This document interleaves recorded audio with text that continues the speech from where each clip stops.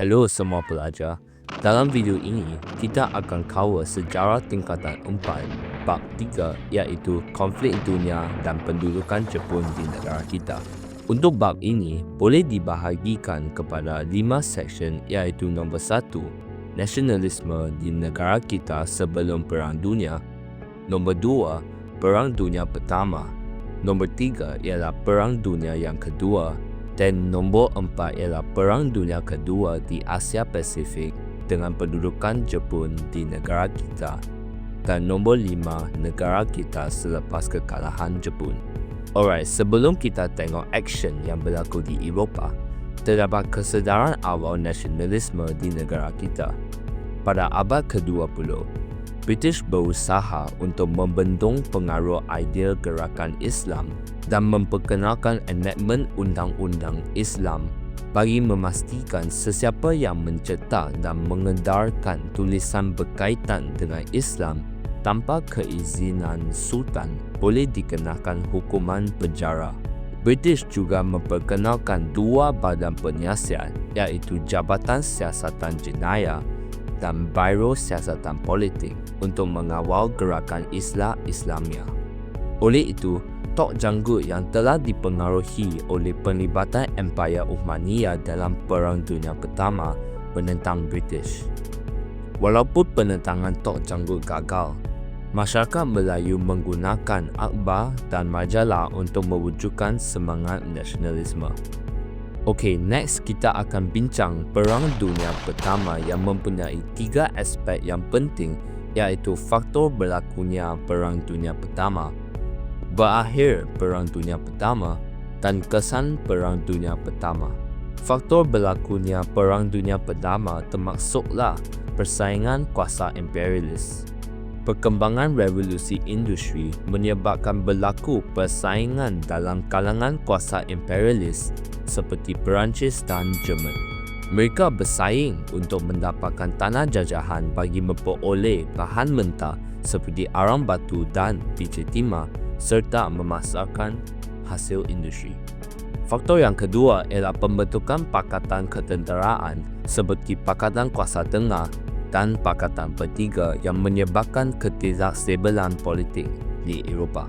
Okey, faktor yang ketiga ialah krisis di Rantau Balkan berlaku akibat permusuhan Austria-Hungary dengan Serbia. Seorang pemuda Serbia telah membunuh Archduke Ferdinand iaitu putera mahkota Austria-Hungary dan isterinya Sophie. Peristiwa tersebut menjadi sebab Eropah terjerumus dalam kancah Perang Dunia Pertama.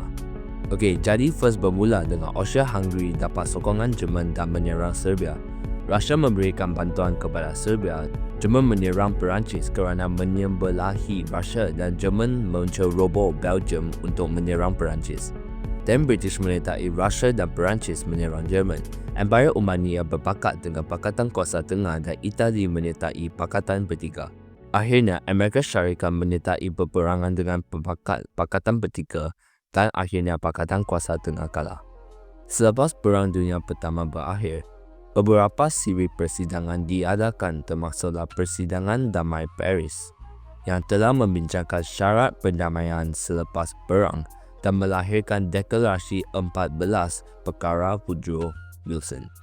Deklarasi ini merangkumi 2 prinsip utama iaitu penentuan nasib negara oleh rakyat sendiri dan sempadan negara berasaskan bangsa. Selain itu, perjanjian Versailles ditandatangani antara Pakatan Bertiga dengan Jerman merangkumi 4 syarat iaitu Jerman bertanggungjawab terhadap kemusnahan akibat perang, Jerman membayar pambasan kepada Pakatan Bertiga, Jerman mengehalkan saiz angkatan tentera dan Jerman menyerahkan wilayah dan tanah jajahan kepada Pakatan Bertiga. Liga Bangsa-Bangsa juga ditubuhkan untuk menggalakkan keamanan dan kerjasama antara bangsa. Jadi, kesan-kesan Perang Dunia Pertama termasuklah keruntuhan pemerintahan beraja. Kerajaan Republik Jerman didirikan apabila Kaiser Wilhelm terpaksa turun takhta selepas kekalahan Jerman. Empayar Austria-Hungary di bawah pemerintahan dinasti Habsburg juga berakhir. Kesan kedua, terdapat kemunculan negara baharu, contohnya perpecahan Empire Russia membawa kepada penubuhan negara baharu seperti Poland, Estonia, dan Latvia. Dan kesan terhadap negara kita ialah British telah meluluskan beberapa undang-undang berkaitan dengan perang, dan raja-raja Melayu mesti menyokong dan memberikan taat setia kepada kerajaan British. British juga memanipulasikan kemakmuran negara dengan menggunakan wang hasil biji timah dan getah untuk membiayai operasi mereka.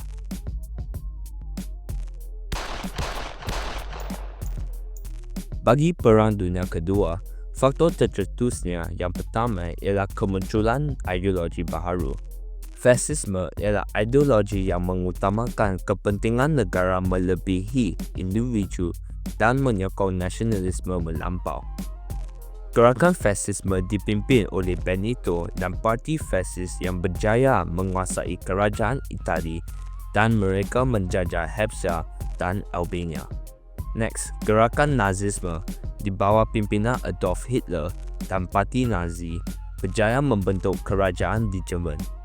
Hitler mengetepikan penjajahan Versailles dan membina angkatan tentera semula dan seterusnya menduduki Rhineland, wilayahnya yang hilang melalui perjanjian Versailles. Okey, faktor yang kedua ialah ketidakpuasan hati negara Jerman dan Itali terhadap perjanjian Versailles.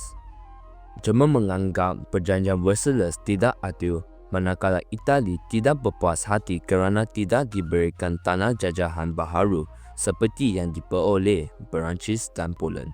Faktor yang terakhir ialah Liga Bangsa-Bangsa yang berperanan untuk memastikan keamanan dunia, gagal menguatkuasakan perjanjian pelucutan senjata dan menangani krisis pencerobohan seperti Itali menyerang Habsya di Afrika. Akibatnya, Perang Dunia Kedua bermula antara kuasa paksi yang terdiri daripada negara Jerman, Itali dan Jepun dengan kuasa bersekutu iaitu negara Perancis, British, Amerika Syarikat dan Rusia. Terdapat 4 peristiwa penting yang telah berlaku. Yang pertama ialah penaklukan Jerman terhadap Eropah Barat. Jerman memulakan serangan Blitzkrieg, iaitu serangan kilat yang berjaya menawan Poland, Denmark, Norway, Belanda, Belgium, Luxembourg dan Perancis. Next, Jerman melancarkan serangan udara dan laut terhadap Britain yang memusnahkan pelabuhan, kawasan perindustrian dan pertahanan udara Britain. Selain itu, Itali bersekutu dengan Jerman mengisytiharkan perang terhadap Britain dan Perancis. Last ialah peristiwa serangan Jerman ke atas Rusia. Jerman telah melancarkan Operasi Barbarossa, iaitu serangan besar-besaran untuk menawan Rusia. Okey, so bagaimana Perang Dunia Kedua berakhir? Ada 2 faktor. Yang pertama ialah kerjasama kuasa besar. Franklin, Winston Churchill dan Joseph Stalin bekerjasama untuk membuat keputusan politik dan ketenteraan. Faktor yang kedua ialah keberkesanan strategi serangan.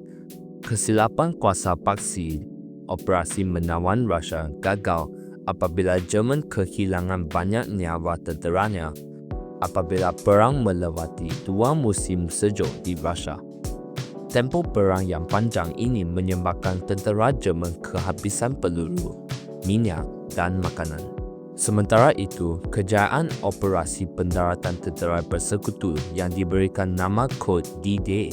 Tentera bersekutu berjaya memperdayakan tentera Jerman dengan menyebarkan maklumat yang meyakinkan tentera Jerman bahawa pendaratan tentera bersekutu akan berlaku di Calais, bukannya di Normandy.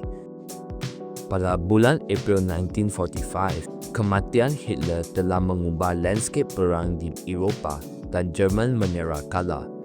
Jadi, Perang Dunia Kedua di Eropah ditamatkan. Walau bagaimanapun, Perang Dunia Kedua masih belum akhir lagi kerana negara Jepun masih menyerang negara lain di Asia Pasifik. Cerita itu kita akan sambungkan di part 2. Jika video ini membantu kamu memahami sejarah, jangan lupa like dan subscribe. Sejarah senang je.